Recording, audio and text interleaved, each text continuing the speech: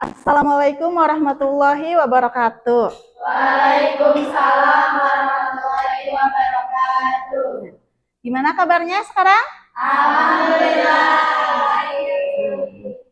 Ya, alhamdulillah ya, kita semua hari ini masih diberikan kesehatan, kenikmatan, nikmat untuk belajar, nikmat untuk menuntut ilmu. Semoga Allah selalu memberikan kita nikmat sehat ini. Amin. Sekarang perasaannya gimana? Senang. Ada yang lagi sedih gak? Ada. Kenapa?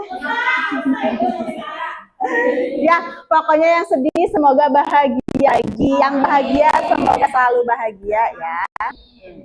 Oke, karena kan sekarang kita udah diberikan nikmat kesehatan kan ya, nikmat kesehatan, nikmat umur, nikmat bisa belajar bersama. Maka dari itu sebelum memulai pembelajaran, agar pembelajarannya menjadi lebih berkah lagi untuk kita semua, maka kita mulai pembelajaran hari ini dengan membaca doa. Ketua kelasnya silahkan dipimpin ya.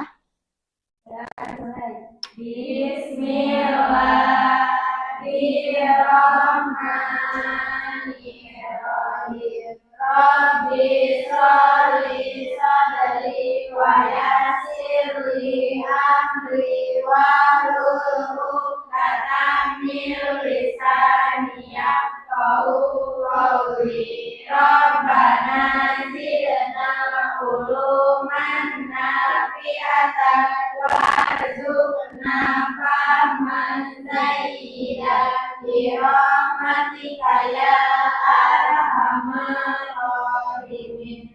Sallallahu ala Muhammad, sallallahu ala Muhammad, sallallahu ala Muhammad. Ya Rabbi sholli wa sallim.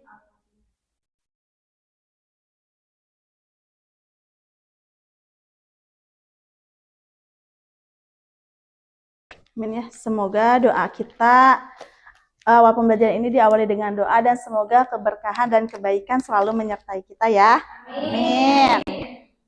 Nah, sekarang sebelum pembelajaran dimulai di absen dulu ya. Asil.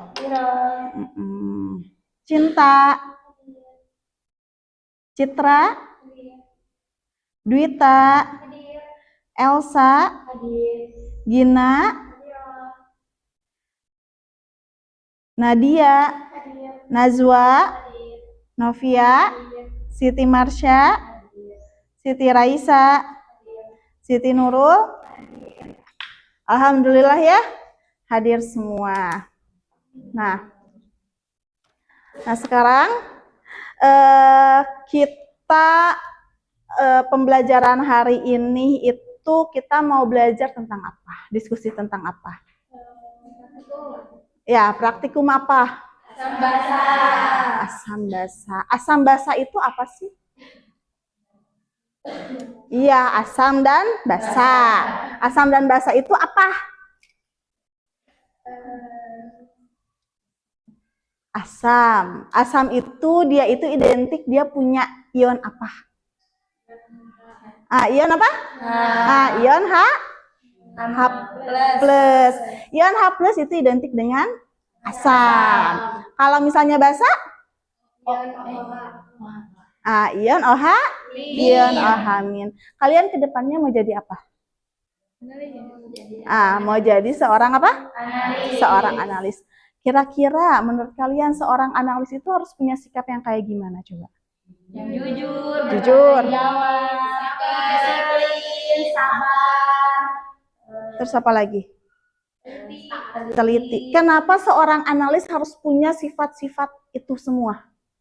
Karena agar tidak terjadi kecelakaan. Terus apa lagi?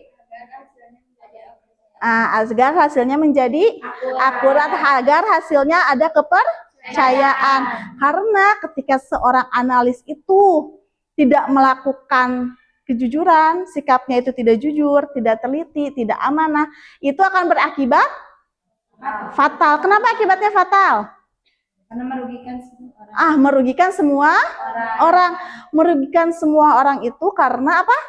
Karena tidak jujur. Nah, karena tidak jujur.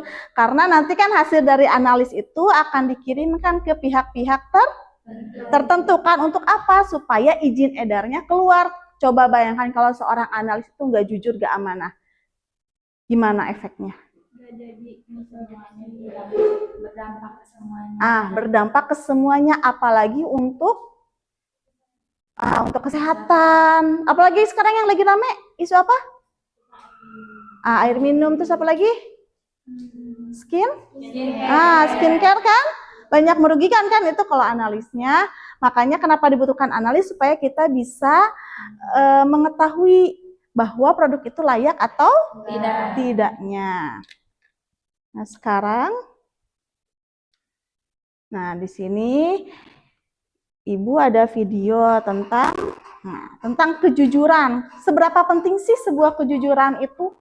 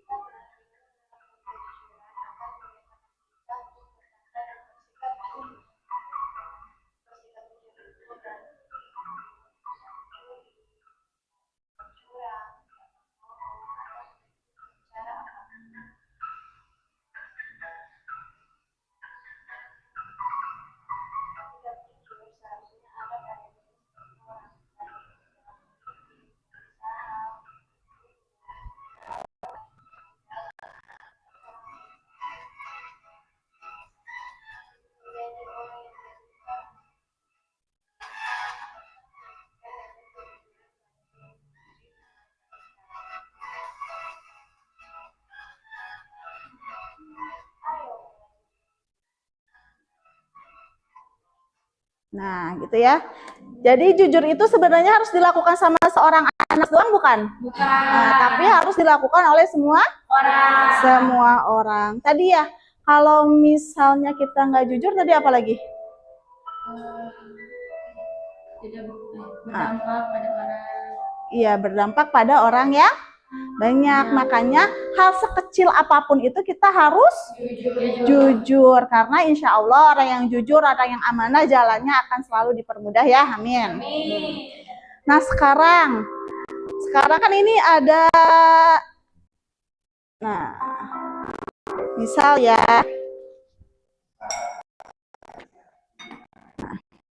di sini kan nggak ada labelnya nih ya. Ada labelnya nggak? Ini larutan apa? Nggak ada.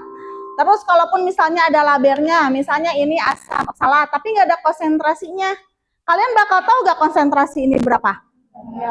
Nah, salah satu cara tahu konsentrasi ini dari mana?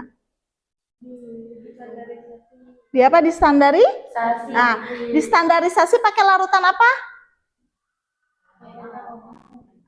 Kalau di asam basa itu pakai NaOH sama apa? Ya ada indikator PP, terus ada apa lagi? Ada asam oksalat. Asam oksalat dia bertindak sebagai larutan apa? Sebagai larutan larutan baku. Nah, larutan baku. Terus PP itu penaptalin itu untuk apa? Untuk indikator apa? Indikator larutan asam basa. Indikator penaptalin itu dia akan berubah warna ketika suasananya apa?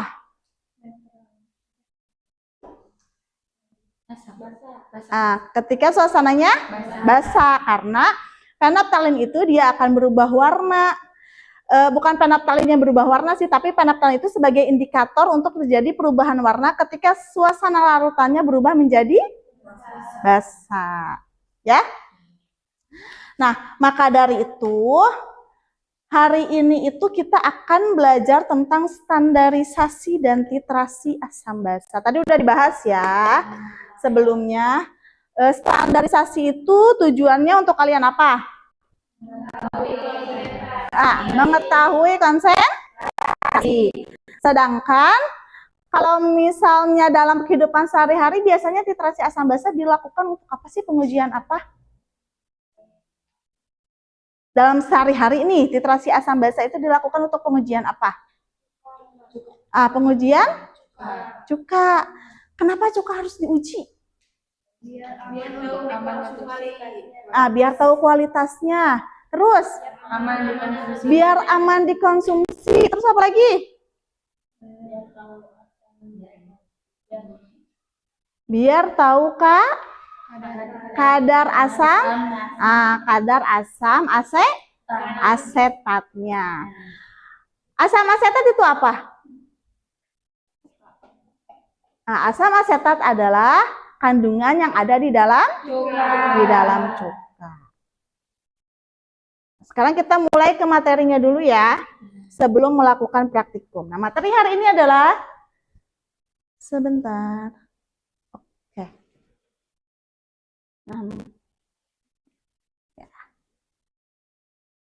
Nah, standarisasi dan titrasi asam basa. Penentuan kadar asam asetat pada cuka makan pasar. Nah, pembelajarannya di analisis kimia konvensional. Kenapa disebutnya analisis kimia konvensional? Karena kita melakukan praktikumnya masih sederhana. Karena masih kita yang mengolahnya gitu ya. Oke, nah tujuan pembelajaran hari ini adalah menjelaskan konsep dasar titrasi dan standarisasi asam basa, melakukan perhitungan normalitas atau molaritas larutan primer dan sekunder, melakukan standarisasi larutan basa NaOH secara benar, melakukan titrasi asam basa dengan akurat dan mengolah data hasil titrasi, menganalisis data titrasi untuk penentuan kadar asam asetat. Jadi ini tujuan pembelajaran kita hari ini ya. Nah, konsep standarisasi. Nah, standarisasi itu tadi ya kata kalian semua udah bilang itu adalah proses menentukan konsentrasi larutan dengan membandingkan terhadap standar baku primernya. Nah, ini standar primer yang biasanya umum digunakan ya. Biasanya kalau misalnya dia titran itu larutan yang ada di mana? Kalau misalnya titrannya itu sifatnya asam, maka dia harus distandarkan sama basa. Kalau misalnya larutan titrannya itu atau yang dibuatnya itu basa, maka dia harus distandarkan sama asam. Itu yang dinamakan dengan reaksi penetralan. Reaksi penetralan itu pasti ketemu antara asam dan juga basa. Nah, titrasi asam basa kita masuk ya, udah standarisasi, kita masuk ke titrasi asam basa. Titrasi asam basa adalah proses penambahan titran ke larutan hingga mencapai titik ekuivalen. Ada yang tahu nggak titik ekuivalen itu apa? Titik akhir titrasi. Titik ekuivalen sama titik akhir titrasi sama enggak? Beda. Beda sama? Apa bedanya? Titik ekuivalen dan titik akhir titrasi. Cuma yang menunjukkan akhir titrasi. Biasanya ditandai kalau asam basa pakai apa? Perubahan warna jadi warna apa? Pink seulas. Pink seulas. Terus kalau titik ekuivalen apa? Udah bener ya, titik akhir titrasi itu ketika sudah terjadi perubahan warna. Yang dari tidak berwarna menjadi pink seulas. Kalau titik ekuivalen itu apa? Tanda apa? Tanda titik akhirnya. Tanda titik akhirnya biasanya kelihatannya kayak gimana? Ini berwarna enggak. Warnanya ketika netes dia ada warna terus hilang. Netes ada warna terus hilang ya. Itu benar. Itu dinamakan titik ekuivalen atau secara bahasanya gini tuh. Mol titran sama dengan mol titrat. Nah, ketika mol titrannya sama dengan mol titrat, itu dinamakan titik ekuivalen. Jadi biasanya indikasi titik ekuivalen itu adalah ketika kalian titrasi, warnanya muncul, terus hilang lagi, muncul, hilang lagi. Nah, itu adalah titik ekuivalen. Nah, indikator digunakan untuk mengetahui titik akhir titrasinya. Terus gimana kalau misalnya kalian lupa pakai indikator? Tidak berubah. Nggak bakal berubah ya, meskipun mau nambahin 1 liter, 2 liter, 3 liter itu nggak akan berubah karena indikator itu dia itu sebagai apa? Membantu perubahan atau apalagi? Tugasnya itu sebagai Mempercepat reaksi. petunjuk. Sebagai petunjuknya. Nah, karena di sini kita nanti titrasi akhirnya dalam kondisi basah, karena kan kita akan menggunakan larutan NaOH yang berlebih ya, makanya indikator yang kita gunakan adalah indikator fenolftalin atau biasanya kalian sebut fenolftalin apa? PP.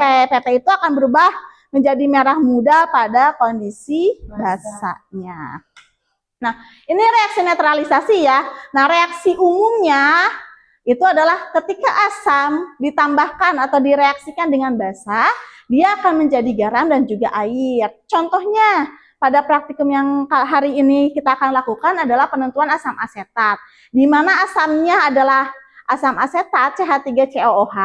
Ketika direaksikan dengan NaOH, dia akan menjadi berubah garam CH3COONA ditambah dengan air, ya H2O atau air. Nah, atau secara lebih mudahnya, kalian masih bingung nggak ketika penentuan reaksi gini ini jadinya kayak gimana? Nah, kalau misalnya masih bingung, kita bisa tulis aja CH3COOH ditambah NaOH menjadinya, kita kosongkan dulu ya, ibaratkan kalian belum tahu. Nah, sekarang kita harus tahu yang namanya kation sama anion. Kalau kation punya muatan apa? Positif. Kalau anion negatif. Nah, kalau di sini kita lihat asam asetat, berarti ciri khas asam dia punya ion apa? Ion H+. Berarti kita tarik di sini kan H-nya ya. Berarti H+. Berarti sisanya dia sisa anionnya apa? CH3CO min ya. Ingat ya, muatannya antara kation dan anion harus sama dengan 0. Sekarang yang NaOH kationnya apa? Na apa muatannya? Na+. Terus ada apa lagi? OH. Nah, ini adalah petanda dia asam dan ini adalah pertanda kalau dia sifatnya basa. Nah, ketika direaksikan kan berarti kan dimix nih. Berarti yang asam di sini, ion kation yang ada di asam asetat ini akan ketemu atau akan mengikat dengan ion negatif yang ada di OH ya, di NaOH. Terus di sini anion ya akan ketemu sama kation yang di NaOH, berarti CH3COO- itu akan berikatan dengan Na. Sekarang kita tinggal tulis aja. Berarti jadi apa? Na. Salah. Jadi apa? CH3COO Na ditambah H2O. Nah, CH3COONA ini dia adalah garam dari airnya. Contoh lainnya misalnya HCl direaksikan sama NaOH. Ini jadi larutan apa? Jadi larutan? Kenapa kalian bilang ini jadi HCl? Soalnya karena kita harus diuraikan. Si H-nya di sini plus, terus Na-nya plus, OH-nya min. Berarti si H ini dia akan berikatan sama siapa? Sama OH. Terus si Cl sama Na, jadinya NaCl ditambah H2O. Nah, secara sederhananya seperti itu ya. Jadi anion akan berikatan dengan kation. Dan kalau reaksi netralisasi itu pasti dia menghasilkan garam. Nah, untuk melakukan titrasi asam basa itu ada alat dan bahan. Di mana alatnya ada buret, Erlenmeyer, pipet ukur, gelas ukur, larutan NaOH standar, sampel cuka, indikator fenolftalin, sama larutan baku primernya. Terus prosedur penentuannya.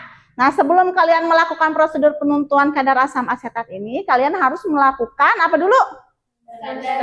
Standarisasi. Nanti kan ini prosedurnya kan pipet 10 ml sampel cuka ke dalam Erlenmeyer. Berarti kalau standarisasi, kalian pipet 10 ml larutan baku asam oksalatnya ke dalam Erlenmeyer. Terus tambahkan 2-3 tetes indikator. Titrasi dengan NaOH, terus catat volumenya. Titrasi dilakukan minimal berapa kali? 2. Terus dengan selisih volume berapa? 0,3. Kenapa sih titrasi itu minimalnya harus 2 kali dilakukannya? Kenapa nggak sekali aja? Capek tahu. Akurat. Biar hasilnya Akurat. Karena ada apa? Karena ada perbandingannya. Nah, nanti kalian untuk standarisasi itu pakai rumusnya ini ya. N1 dikali V1 sama dengan N2 dikali V2. Terus kadar asam asetatnya, persen asam asetat sama dengan volume NaOH. Ini volume NaOH-nya yang dipakai ketika kalian ngestandarisasi sampel ya. Bukan yang standarisasi ketika kalian menitrasi sampel, maaf. Terus konsentrasi NaOH-nya didapatkan dari hasil standarisasi yang pertama kalian lakukan. Terus BM itu berat molekul asam oksalat itu berapa? Asam asetat 60 gram. Dikali FP itu faktor pengenceran. Terus dibagi 1000 dikali volume sampelnya. Volume sampelnya kan tadi 10 ml, berarti 1000 dikali 10. Nanti dapat hasilnya berapa. Nah, ini contoh perhitungannya. Nah, kalau di sini dia ini dari volume NaOH-nya, ini konsentrasi NaOH-nya, ini berat molekulnya, dan ini Fp-nya faktor pengencerannya. Di sini 100 karena membuat larutannya itu dalam 1000 ml, tapi yang diambilnya cuma 10 ml. Jadi 1000 dibagi 10 sama dengan 100. Kalau ini 1000 ini adalah konversinya dikali 10. Dikali 10 ml itu adalah volume volume cuka yang di pipetnya atau volume volume sampelnya. Nah, sebelum melakukan kegiatan praktikum, maka kita itu harus aware sama APD. Itu menjadi salah satu bentuk tanggung jawab kita untuk menjaga diri kita sendiri dan juga lingkungan sekitar. Karena kan tidak banyak kasus kecelakaan kerja laboratorium. Pernah dengar gak? Pernah dengar ya. Dulu ada tuh zaman saya waktu kuliah itu di kampus negeri itu laboratoriumnya kebakaran. Cuman karena lupa matiin hot plate. Terus yang di atas hot plate-nya meleduk dan kebakaran lah gitu ya. Jadi keselamatan ini itu perlu dijaga untuk keamanan lingkungan sekitar, keamanan rekan kerja, keamanan kita sendiri terutama. Itu adalah bentuk salah satu tanggung jawab kita sebagai analis. Nah, gunakan APD lengkap. APD lengkap itu adalah jas laboratorium, terus sarung tangan, terus apa lagi APD? Masker, sepatu, terus apa lagi? Dan jangan lupa jas labnya harus dikancingkan. Kalau misalnya pakai kerudung, berarti kerudungnya harus dimasukkan. Karena apa? Takutnya nyenggol alat-alat sama barang-barang. Tapi apakah APD harus selalu dipakai semuanya ketika selama praktikum? Enggak, tergantung apa? Praktiknya. Tergantung praktiknya, kemampuannya. Misalnya kita mau cek pH air minum aja. Apakah kita harus pakai masker, respirator, kacamata, semua dipakai APD-nya perlu nggak? Tidak. Jadi kita harus bisa melihat ya mana yang hazard atau enggak, mana yang bahaya atau tidak untuk penyesuaian APD kita. Terus kalian nanti harus berhati-hati ya sama NaOH, soalnya NaOH itu sifatnya itu korosif. Korosif itu apa? Korosif. Ini Apa? Iya, merusak apa? Merusak lingkungan. Terus apa lagi? Merusak jaringan kulit. Biasanya indikasinya pertama itu suka panas sama gatal-gatal. Nanti kalau misalnya itu konsentrasinya tinggi, itu bisa masuk ke luka bakar, ada derajat 1, 2, 3. Masih ingat gak pelajaran AKD? Nah, kita kan belajar tentang ini ya, tingkat luka bakar gitu. Nah, hindari kontak kulit dan mata ya. Jangan kalian iseng sakit mata tetesin sama NaOH. Nah, nggak boleh ya. Jadi sih mau debus gitu kan. Oh, sama indikator lah biar adem gitu kan. Terus kalau misalnya tangan kalian, anggota tubuh kalian, muka apapun itu terciprat bahan kimia, itu harus dibilas segera. Pakai air apa? Air. Pakai air mengalir. Kurang lebih berapa menit? 15 atau 10 menit ya. Atau kalian mah bisa mau uji nyali, nggak boleh ya. Misalnya kalian kecipratan NaOH, biar netral tambahin aja HCl. Nggak boleh ya. Harus pakai air mengalir gitu ya. Nah, sekarang kita ke sini ya. Nah, penentuan kadar asam asetat itu dengan titrasi merupakan metode yang mudah, cepat dan akurat digunakan dalam analisis pangan. Ini banyaknya di pangan biasanya ya. Kayak misalnya menentukan kadar glukosa juga pakai titrasi ya. Glukosa pakai titrasi apa? Pakai titrasi redox. Terus menentukan ion Cl- dalam air minum pakai titrasi apa? Ayo. Pakai titrasi yang nantinya titik akhir titrasinya itu warnanya merah bata, ada endapannya. Argentometri. Terus sekarang penentuan kadar asam asetat pada cuka pasar. Nah, ini juga kan di pangan ya, jadi banyak digunakan di pangan. Oke. Sekarang saya akan membagi sheet kalian.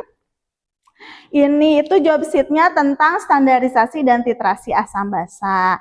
Tadi kalau misalnya dikira prosedurnya saya ngomongnya kecepatan, nanti kalian bisa baca lagi ya prosedurnya di job sheet ini ada. Terus udah kayak gitu kalian melakukannya per kelompok 2 orang. Jadi 1 orangnya melakukan standarisasinya duplo ya, dan satunya lagi nanti yang melakukan sampelnya gitu ya. Nanti di sini ada beberapa pertanyaan dan juga penentuan kadarnya, nanti kalian isi ya. Nah, kelompoknya ini Najwa, Gina, Cinta, kelompok Nurul, Asil, sama Elsa. Nah, nanti diisi. Nah, sekarang kita masuk ke praktikum. Praktikum kalian bisa split ya ke sini. Nah, bisa tinggal geser aja.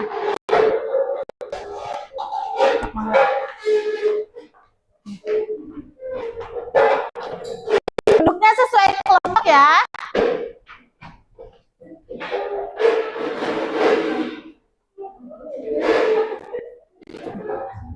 Nah, di sini siapa?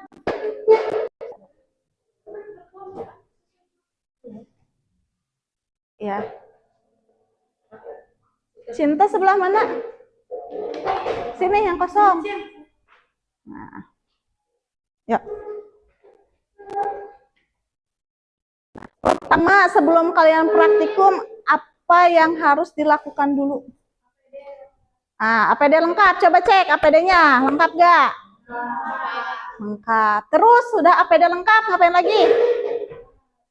Alatnya, coba dicek sama yang ada di jurnal kalian, udah sesuai belum? Ada yang kurang nggak? Udah kayak gitu apalagi? Buretnya harus diisi. Sebelum diisi diapain dulu buretnya? Dibilas pertama pakai apa dulu? Aquades. Pembilasan kedua? Pakai larutan yang akan digunakan. Nah, proses pertama ketika kalian udah mengisi, kalian harus memastikan bahwa keran yang ada di bawahnya, ini nih, garis ini itu harus terisi penuh, harus terisi full ya. Terus ini pembacaannya meniskusnya meniskus apa? Bawah. Meniskus bawah. Kenapa meniskus bawah? Larutannya tidak berwarna. Nah, karena larutannya tidak berwarna. Yang pertama dilakukan harus proses standarisasi. Untuk larutannya ada sebelah sana ya. Nah, nanti dicari aja. Oke, sok mangga. Boleh mulai kerja.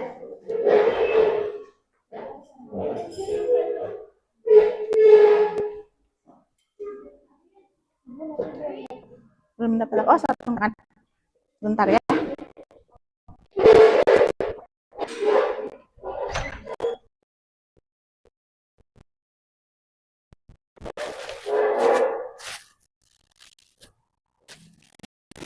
Ini Opi sarung tangannya, Pi. Ya.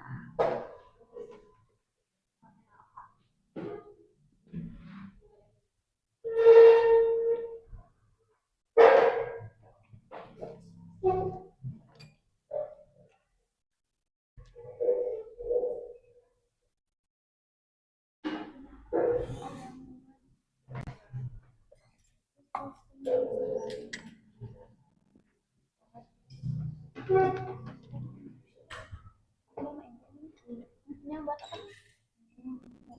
Siapa ini?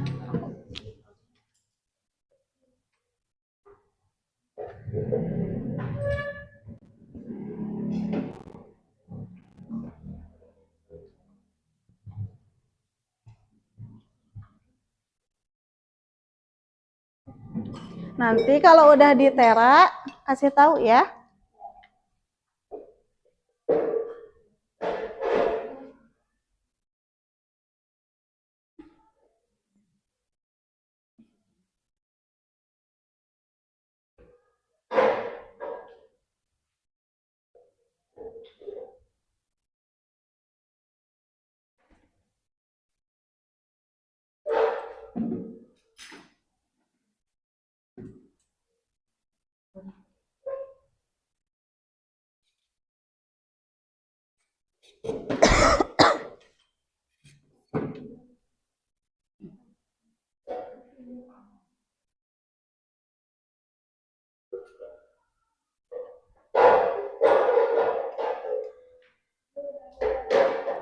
Udah ditera. Bentar ya. Satu-satu lihat dulu.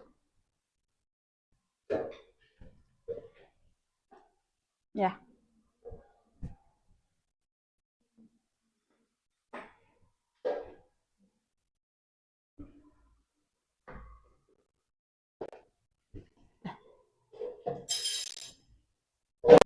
Ya, keran yang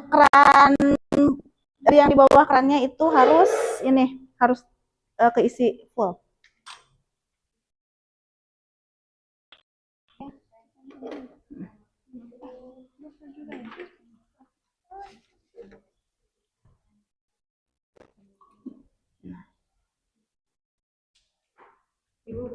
Udah.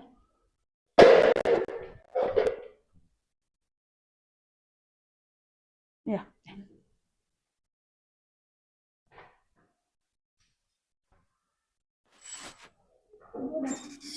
Udah.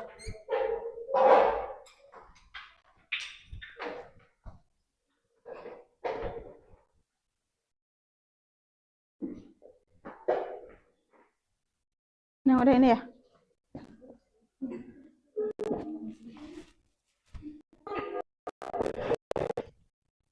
Kalau udah boleh langsung preparasi buat standarisasi ya.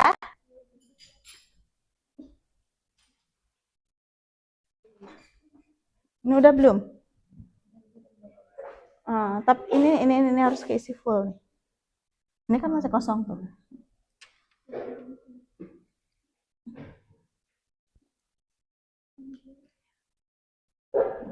Tinggal diisi lagi aja. Udah? Apa? Langsung aja hitung.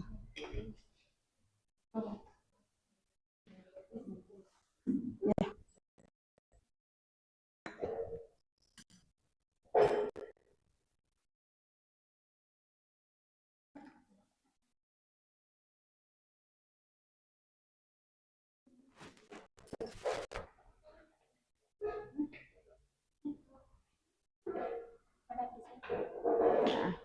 Jangan lupa kalau titrasi harus pakai apa? Indi. Takutnya lupa.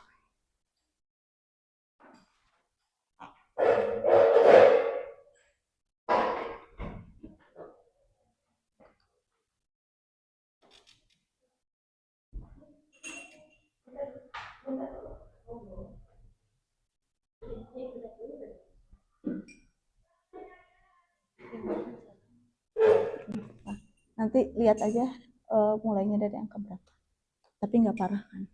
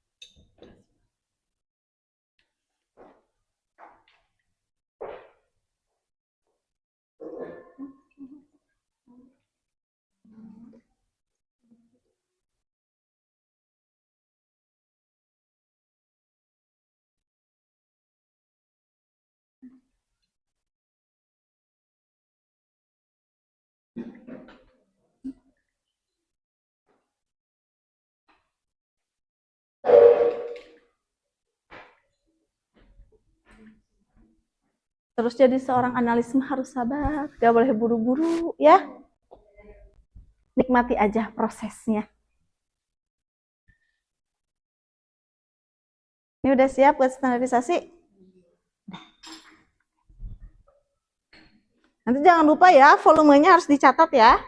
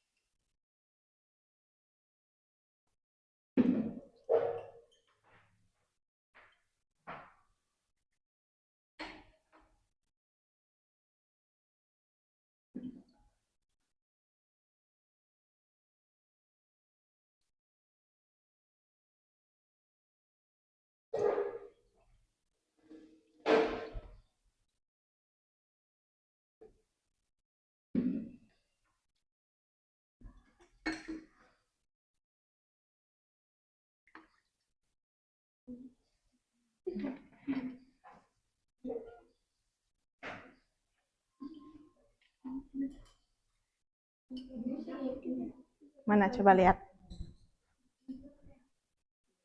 Coba ininya ke jas, kan jas warna putih tuh. Kurang itu. Udah. Nah, ya. Sampai berubah warna ya, jadi pink seulas. Coba berapa mili ini? Udah, Cak. Berapa mili, Cak? 10,2. 10,2, 10,3. Oh ya, udah itu. Berapa mili, Pi? 11,3. 11,3. Ya. 9, Berapa? 8. Iya. Ini berapa? Lakukannya duplo ya. 11, berapa? 4. 11,4. Dilakukan duplo ya. Kalian kalau misalnya buretnya mau diisi lagi, mangga. Atau misalnya Bu biar cepet mau dilanjut aja, boleh.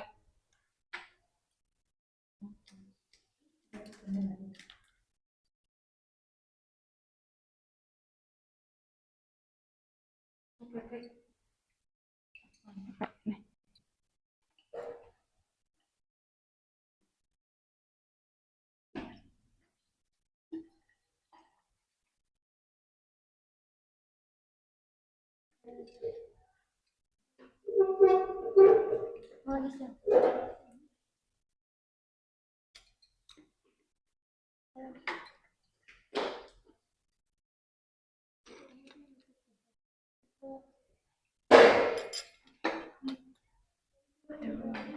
Aca udah. Berapa yang kedua? 21,3 itu dilanjut ya? Iya. Nah, berarti tinggal diapain kalau dilanjut? Nah, tinggal dikurangin ya. Sama titrasi yang pertama. Ini mah ditambahin lagi ya. Berapa volume sama 2?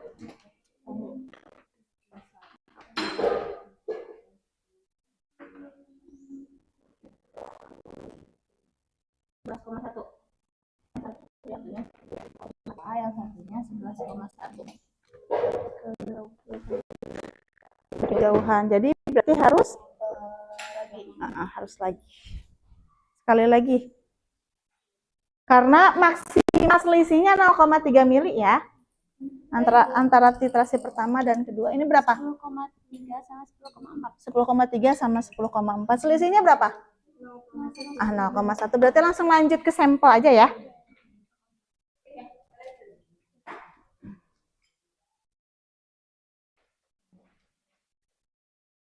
Ada lagi yang udah ngelakuin titrasi yang kedua? Standarisasi? Berapa ini? Dari 11 sampai ke 22. 22. Berarti berapa? Volume 1 sama volume 2-nya. Ini dilanjut atau ditambahin lagi? Dilanjut. Dilanjut. Berarti kan 22 dikurangi titrasi pertama. Volume titrasi pertama tadi berapa? 11,4. Berarti 22 kurangi 11,4. Coba. Berapa? Ini 22. Pas gak? Ini 22 koma berapa ini? Ya. 22 koma berapa? 22,2. 22,2,3. Oh, 3. Berarti 22,3. Dikurang 11,4. Berapa? 10. 10,9. 10,9 selisihnya berapa? 0, 0,5 ya. Berarti sekali lagi ya. Iya, Bu. Karena lewat dari 0,3. Ya udah ngelakuin titrasi duplo siapa lagi? Berapa volume yang didapatnya? 11,3 sama 11,1. Berarti selisihnya berapa? 2. 2 apa 0,2? Berarti bisa lanjut ya. Kalau yang selisihnya lebih dari 0,3 berarti harus triplo.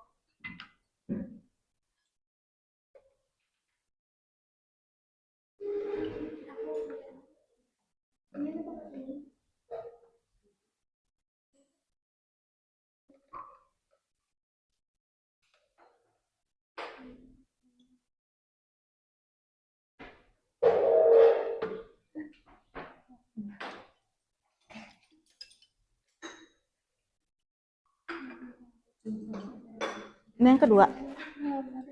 Baru yang pertama. Ya berapa itu?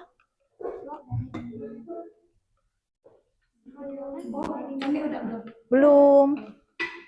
Kurang sedikit lagi. Ya, terus dulu aja.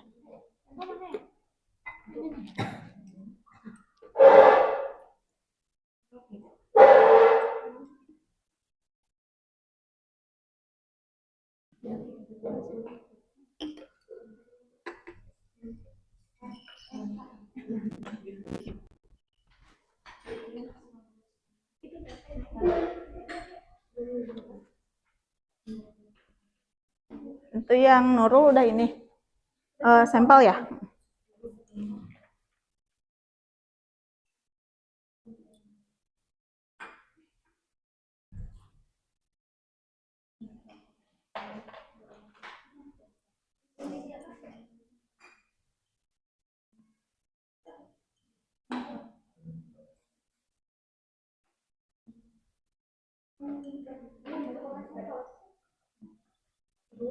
Ya. Ini udah Berapa? 9,8 sama 9,8. Oke, bagus. Langsung lanjut ya. Lanjut ke yang apa teh? Sampel. Sampelnya ini di sini ya.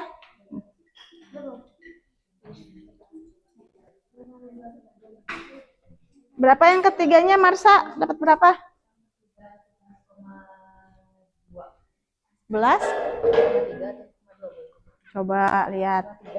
Coba, maaf. Ya, 11,3. Berapa, Rian, sampel? Jadi yang 22 enggak, Bu. Berarti yang dipakainya yang tadi ini berapa? 11,4 yang pertama. Terus? Yang kedua itu 22,9. Tadi kan jadi berapa? 10,9 kan? Terus yang ketiga ini berapa? 11,3.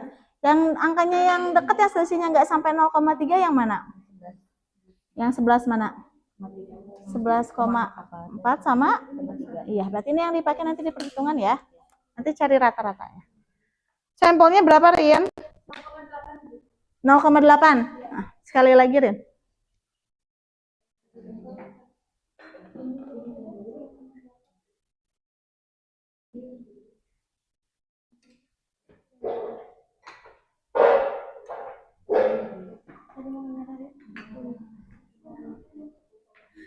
Nah, itu berapa, Cak? 10,2 sama 10,2. Oh iya, bisa. Ini berapa?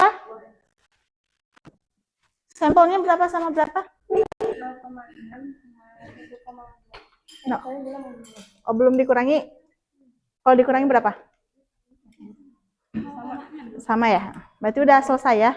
Kalau udah selesai, alatnya boleh dirapihkan ya. Masukin lagi ke lemari, cuci terus masukkan ke lemari.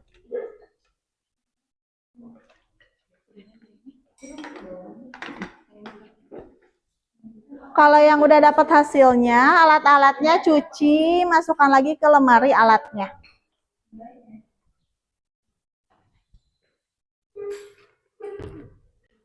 Mau sampel ya? Iya. Ini kecil.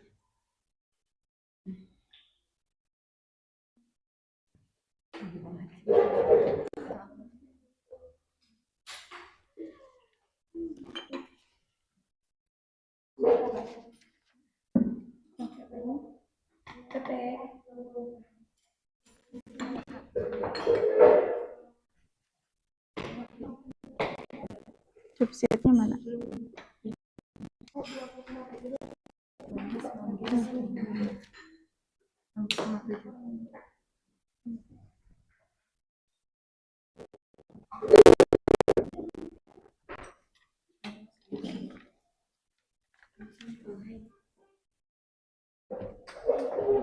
Ya.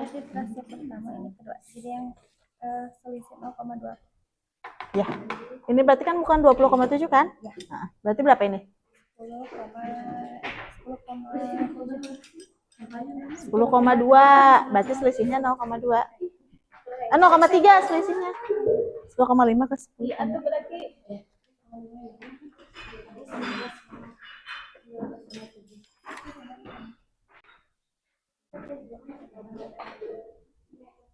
Berapa sama berapa?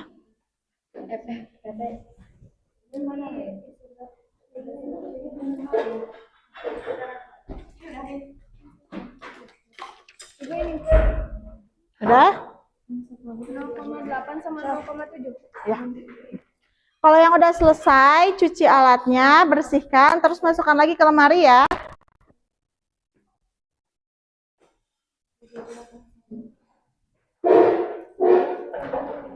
Biasakan setelah praktikum, mejanya nggak boleh ada jejak, nggak boleh ada bekasnya.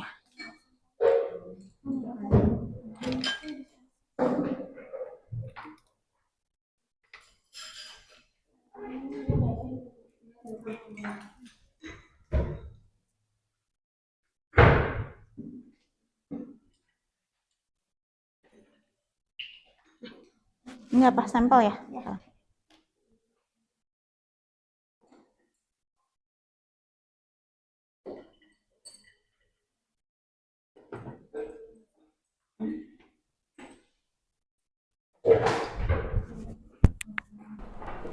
Ibu, Apa? Yang pertamanya 0,8, yang keduanya 0,6. 0,8 sama 0,6 bisa.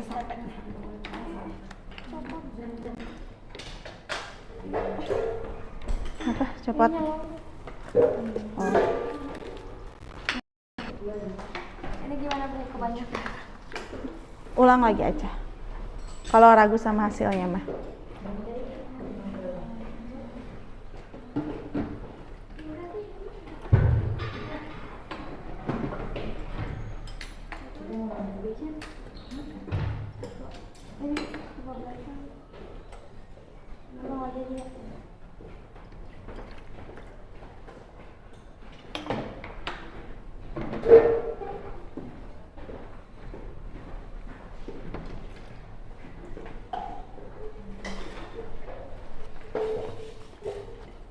Yang udah selesai boleh duduk dulu ya.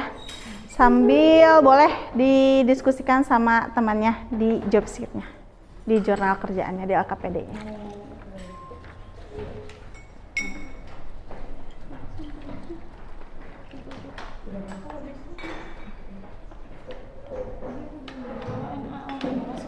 Masukin lagi aja.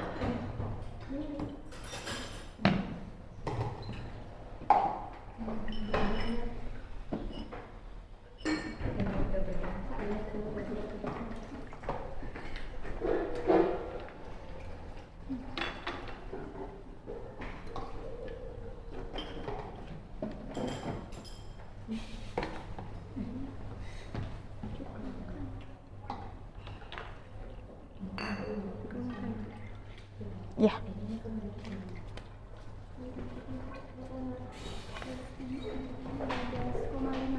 Apanya? Nantilah ditulisin baku mutunya.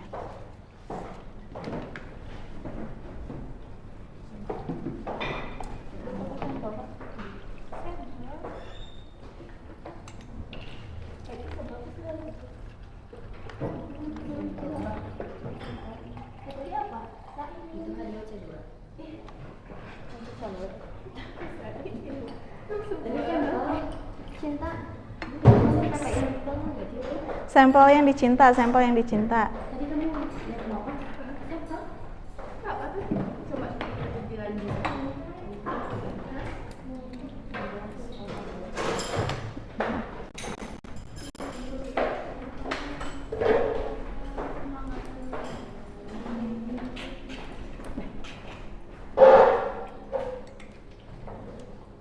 Udah?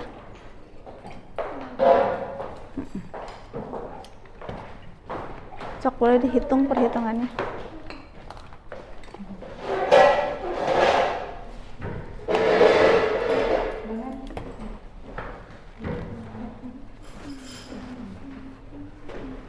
Jam sampel cukup makan.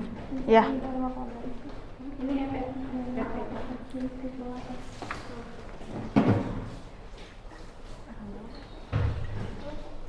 Yang baku mutunya Nanti ditulisin.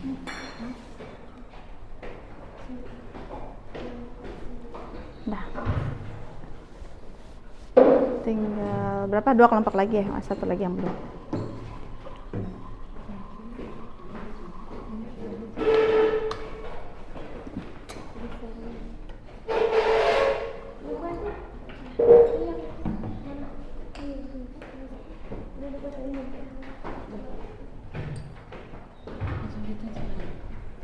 Nah, yang lainnya sambil nunggu temannya selesai praktikum, boleh diskusi ya.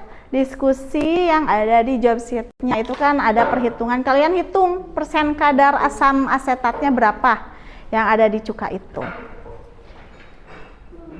Sama di sana ada tentang refleksi kegiatan hari ini, mulai dari refleksi diri, refleksi materi. Bisa.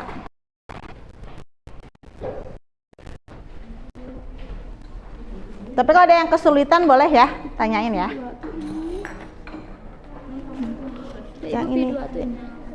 Iya, V2 yang ini. Yang dicari kan konsentrasi ini kan? Berarti ini V2-nya di rata-rata. Iya, V2 yang buat di sini. Ini ditambahin dibagi 2, jadi cari rata-ratanya. Ya.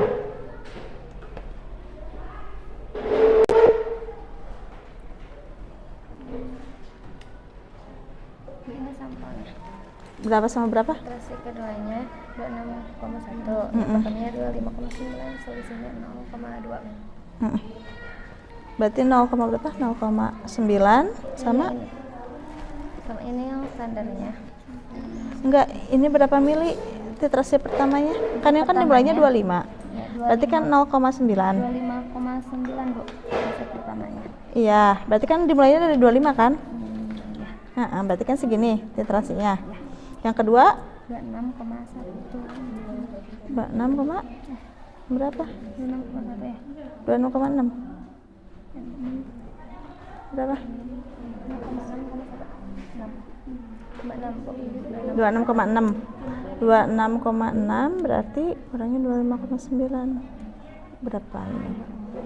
0, 0, ambil dari sini 3, 0,6 ya? Apa?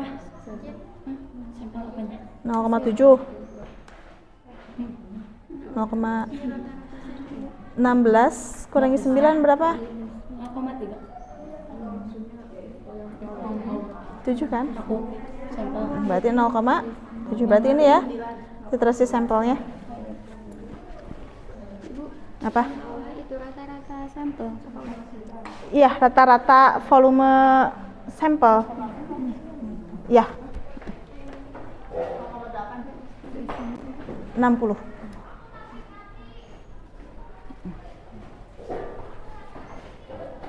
Yang mau bantuannya boleh ya? Bilang. Mana? Ya. Apa? Ya itu nanti di Ibu dihitungnya satu-satu apa langsung rata-ratanya? langsung rata-rata aja. Rata-ratanya berarti ini 11, berapa? Nah, langsung hitung rata-ratanya. Ya. Berapa? Nah, ya. Boleh dirapihin ya, langsung lanjut ke jurnalnya, ke LKPD nya. BSN-nya Ya. FP-nya, PPP-nya 100.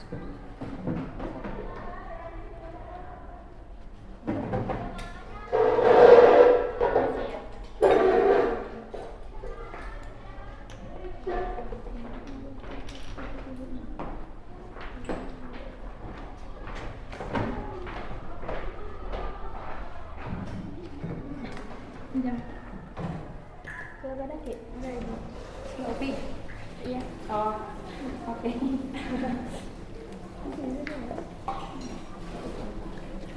Ya, tinggal disalin ke sini. Oh ya, udah, nggak apa-apa.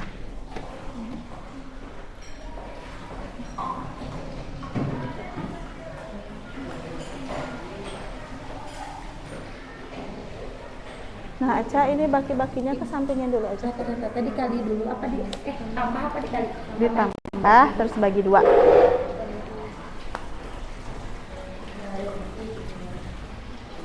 Udah belum?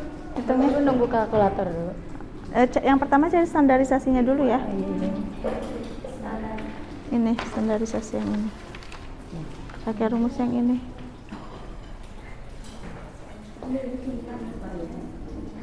Ya.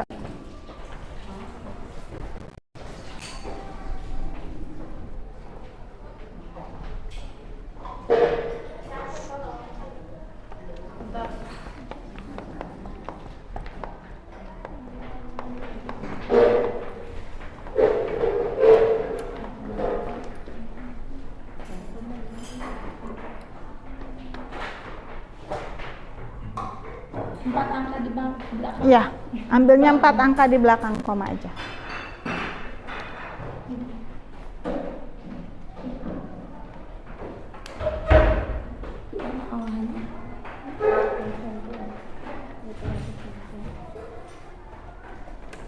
Di sampelnya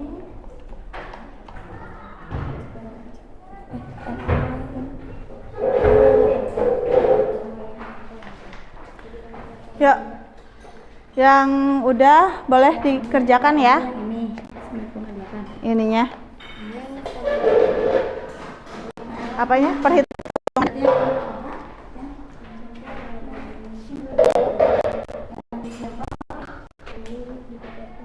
Oh ini ya. Udah, oh nunggu kalkulator ya. Tulis di sini.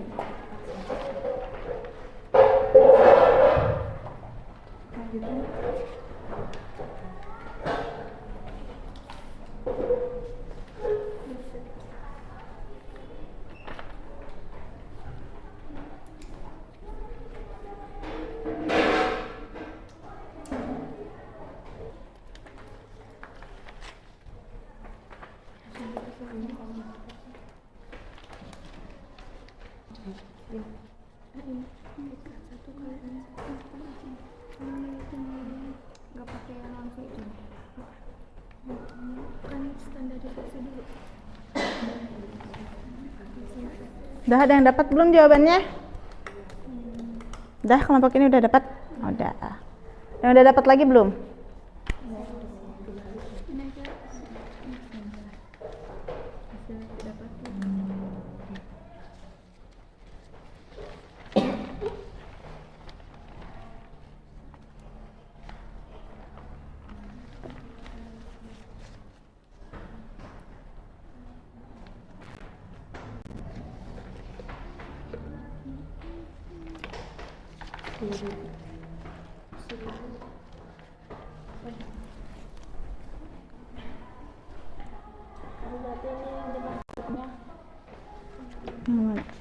Ini yang standarisasi ini mah.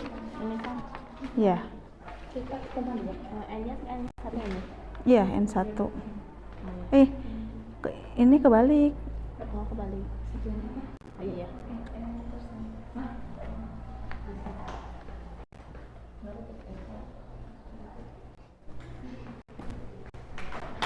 Ya. Nanti saya ini ya. Saya ambil 3 sampel kelompok aja ya. Untuk mengutarakan hasil praktikum hari ini.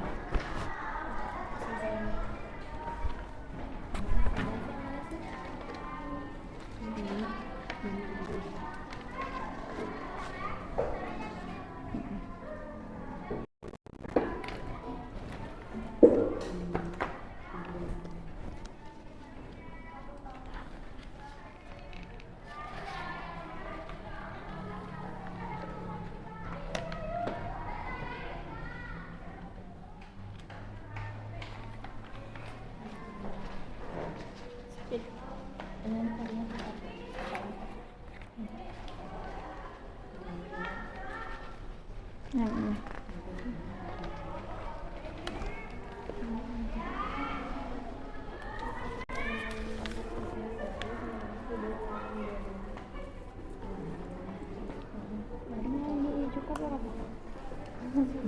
Apa?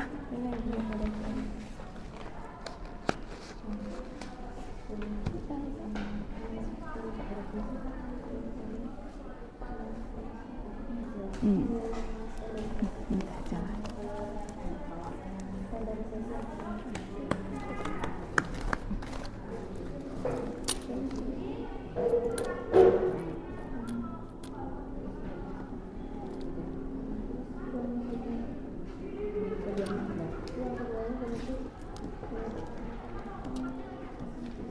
Gimana caranya Cuk kalau mau langsung? Harus kedua.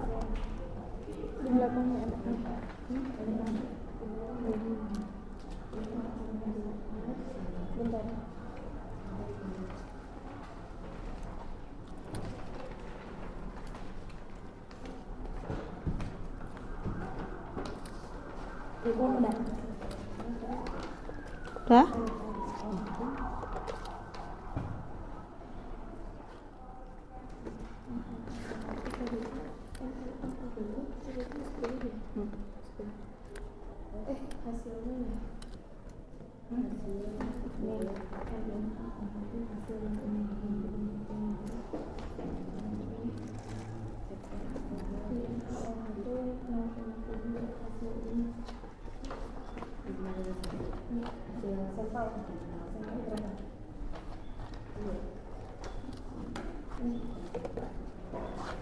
Udah selesai? Udah ya. Nah, sekarang coba kelompoknya hasil didapatkan standarisasinya berapa konsentrasi NaOH-nya? 0,1020 normalitas. Kelompoknya Nurul dapat berapa? Itunya konsentrasi NaOH yang standarisasi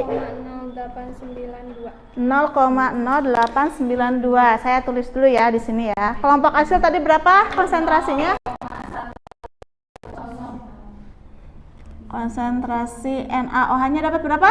0,0892. Kelompoknya Gina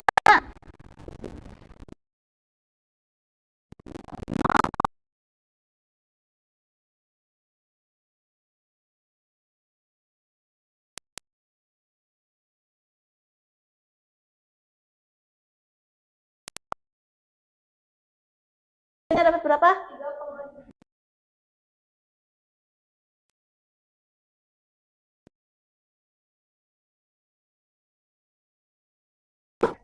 Persen.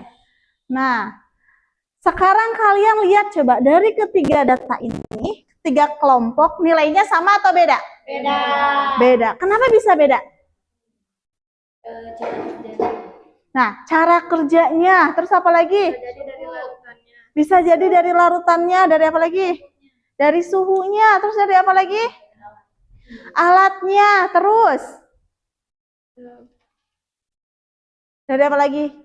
Dari cara mipetnya. Kadang ada yang pas, kekurangan, ada yang ngecelak ke sana ke sini. Jadi, kenapa hasil dalam setiap kelompok itu beda? Karena banyak faktor penyebabnya. Terus hal ini lumrah nggak terjadi? Lumrah.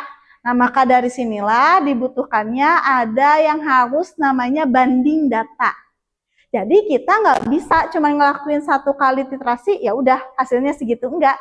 Tapi harus dilakukan berulang-ulang untuk apa? Untuk mendapatkan hasil yang valid, akurat, dan dapat dipercaya. Sama satu lagi, kalian harus apa? Harus jujur. Kalau misalnya tadi kalian titik akhir titrasinya 10 mili, ya udah aja 10 mili tulisnya, jangan ditambahin jadi 9,5 gitu. Jangan dikurangi jadi 9,5 gitu ya. Nah, terus coba sekarang kan kita kan udah tahu ya, ternyata meskipun larutannya sama, kondisi ruangnya sama, terus alat-alatnya sama, waktu pengerjaannya sama, tapi hasilnya bisa apa? Bisa berbeda. Nah, sekarang berarti kan intinya adalah dia nilainya kan selisihnya nggak terlalu signifikan gitu ya jauhnya. Nah, ini untuk sebagai pembandingnya. Nah, sekarang coba kita review lagi nih pembelajaran dari awal. Apa sih konsep paling penting yang kamu pelajari dari praktikum standarisasi sama titrasi asam basa ini? Ketelitian. Nah, coba raise your hand satu orang. Ketelitian, terus? Memastikan larutan benar-benar akurat. Nah, memastikan larutan benar-benar akurat. Terus apa lagi? Membaca bulat dengan benar. Membaca bulat dengan benar. Apa lagi? Pemilihan indikator. Pemilihan indikator. Benar ya. Pemilihan indikator adalah hal yang paling sakral dalam titrasi. Coba kalau misalnya pakai indikatornya metil jingga, kira-kira berubah warna nggak? Enggak, makanya indikator itu yang dipilih harus tepat. Terus apa lagi?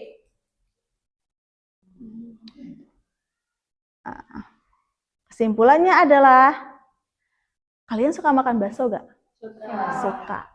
Nah, makan bakso biasanya suka ada cuka gak di atas mejanya? Ada kan? Nah, cuka itu, mereka itu baru bisa yang namanya apa teh, dijual di pasar itu kalau misalnya udah melakukan hasil uji. Nah, dengan kalian kalau di makanan suka lihat nggak ada BPOM. Nah, biasanya BPOM itu skala besar. Kalau skala rumah tangga ada yang namanya PIRT, nomor produksi industri rumah tangga. Nah, kalau misalnya udah ada BPOM atau PIRT, berarti insya Allah itu aman. Karena apa? Karena udah melalui hasil uji laboratorium. Makanya nggak kebayangkan kalau seorang analis itu nggak jujur, nggak bertanggung jawab, nggak amanah. Itu bisa bikin mencret-mencret orang-orang, ya nggak? Nah itu ya. Jadi terus yang kedua, teknik lab mana yang paling meningkatkan akurasi hasil kamu? Oh, saat pembacaan titrasinya atau pembacaan larutan yang ada di buretnya. Terus apa lagi? Titrasinya. Nah, ketika titrasinya. Nah, pembacaan buret harus benar. Kenapa harus benar? Biar hasilnya benar. Biar hasilnya benar. Kalau selisih 0,1, 0,2 juga itu ngaruh terhadap hasilnya. Terus cara ngegoyanginnya juga harus pelan-pelan, nggak boleh terburu-buru, harus sabar. Terus ininya, titrannya harus tetes demi tetes. Untuk menghindari apa tetes demi tetes teh? Biar nggak langsung apa ya, nyurucut gitu. Nyurucut apa ya? Ya biar titik akhir titrasinya terpantau dengan jelas gitu ya. Makanya harus tetes demi tetes. Nah, terus, ada yang tahu nggak baku mutu cuka makan itu berapa? Dari berapa sampai berapa? 4% sampai 12,5. Kalau dilihat dari hasil ini memenuhi nggak? Tergantung pakai titrasi yang siapa ya. Kalau pakai yang kelompok asil ini memenuhi, tapi kalau pakai kelompok Nurul sama Gina ini kurang memenuhi karena di bawah 4%. Nah, terus kalau misalnya, Bu, tapi kan ini kita pakai sampel cuka yang ada di pasar. Kok hasilnya beda ya dengan yang tertera di komposisi apa? Kan kalau di makanan kan di samping ini kan suka ada ya. Ini kandungan ini sekian persen, ada informasi nilai gizinya. Kok beda ya? Kira-kira faktor apa tuh yang bisa mengubah hasilnya? Faktor suhu. Terus faktor apa lagi? Waktu simpannya udah lama atau expired. Terus apa lagi? Tempat penyimpanannya. Terus dibuka si cukanya. Jadi banyak faktor yang mempengaruhi terhadap hasilnya. Karena kan kalau misalnya yang diuji di lab, itu pasti yang fresh cukanya itu ya. Fresh. Kalau misalnya yang kita beli di pasar kan kita nggak tahu itu udah berapa lama disimpannya ya kan. Nah itu menjadi faktor-faktor eksternalnya. Nah terus kata kalian, sikap ilmiah sama pendidikan apa sih yang didapat teh? Kejujuran, kesabaran, ketelitian, terus apa lagi? Amanah, dan ada rasa tanggung jawab. Karena sebagai seorang analis adalah kita yang diamanahi untuk memastikan produk itu layak edar atau tidaknya, gitu ya. Nah, terus dalam proses ini nih, dari tadi, bagian mana sih yang paling membuat kalian itu, aku kayaknya udah ada perkembangan nih dalam pengetahuan tuh bagian mana gitu? Dari awal sampai akhir. Terus ngitungnya, membaca apanya? Membaca buretnya, meniskus, terus apa lagi? Banyak ya hal-hal yang kalian bisa didapatkan dari praktikum ini. Intinya praktikum itu semuanya itu mengajarkan kalian akan nilai kejujuran, tanggung jawab, rasa syukur, terus amanah, apalagi kesabaran, terus pembelajaran, apa lagi? Ketenangan. Dah, emang bener. Dalam menganalisis itu kita harus tenang. Kalau buru-buru gimana hasilnya? Nah, biasanya suka ini ya, suka ngeblank gitu ya. Makanya harus tenang, harus rileks gitu ya. Terus juga sekarang, nah berarti apa yang dapat disimpulkan dari kegiatan hari ini?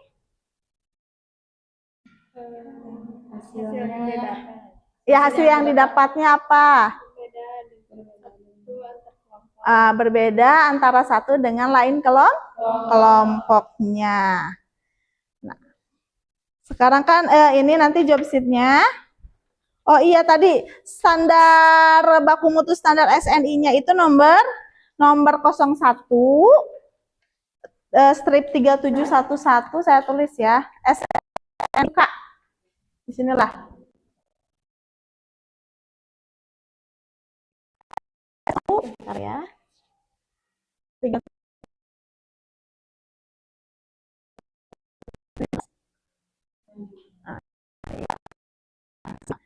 Ini untuk Joka. Jadi nanti kalau misalnya kalian di praktikum selanjutnya kita pakai Pakai sampel yang berbeda-beda ya.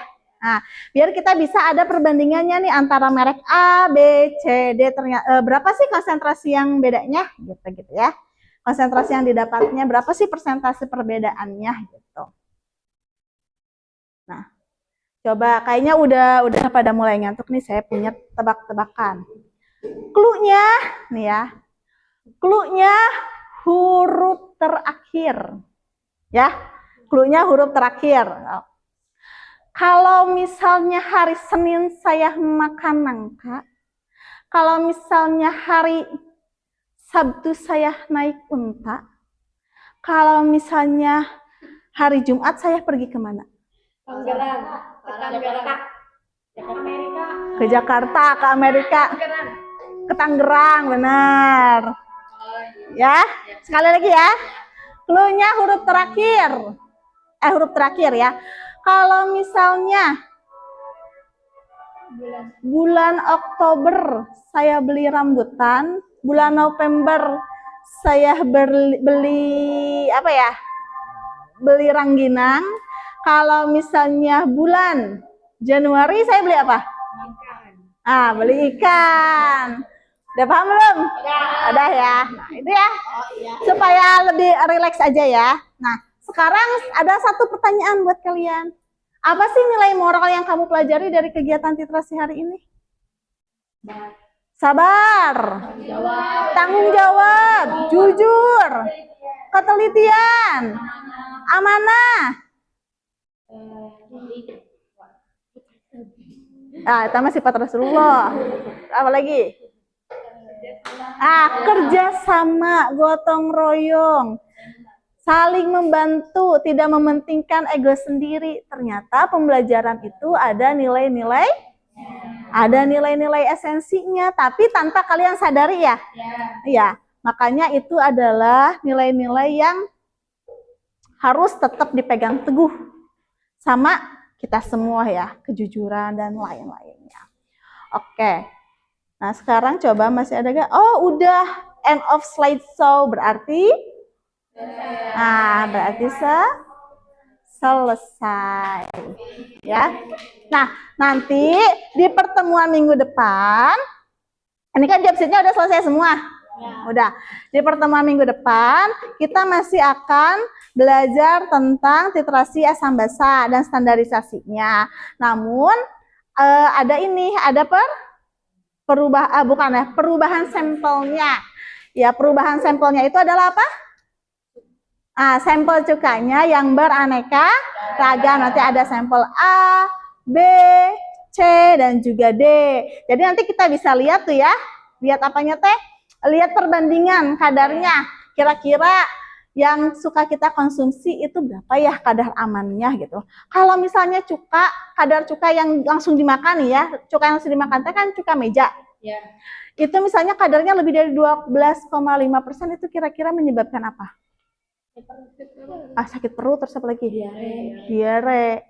lambungnya kena karena kan terlalu asam ya. Biasanya yang konsentrasinya lebih dari 12,5% itu disebut dengan cuka dapur yang untuk ngebersihin ikan biar gak anyir. Jadi peruntukannya bukan untuk langsung dikonsumsi.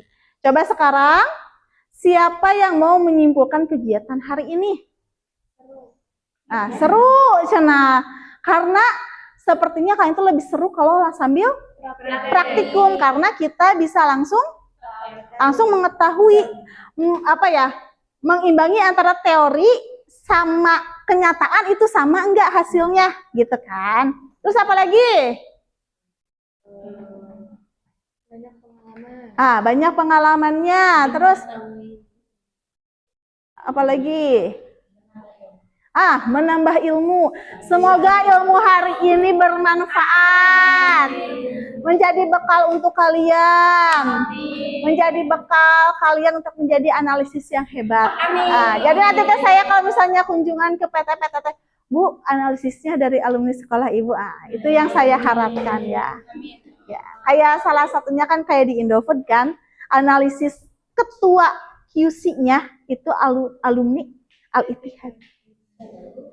Angkatan berapa ya? Angkatan 9. Dan itu yang selalu jadi perwakilan untuk kontes ke luar negeri.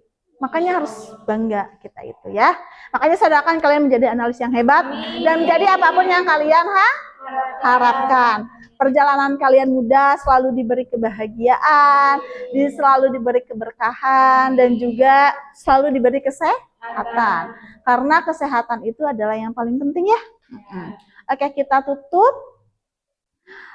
kegiatan hari ini, diskusi kita hari ini dengan pembacaan hamdalah.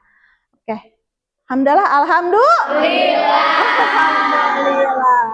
Mangga ya yang mau ke kelas boleh melanjutkan aktivitasnya lagi karena pembelajaran juga sudah berakhir. Terima kasih ya. Assalamualaikum warahmatullahi wabarakatuh. Waalaikumsalam warahmatullahi wabarakatuh. Ketemu lagi. Terima kasih, Bu. Ya, sama-sama ya. Ketemu lagi di pembelajaran selanjutnya ya. Sok, mangga yang mau keluar aja. Langsung ke kelas.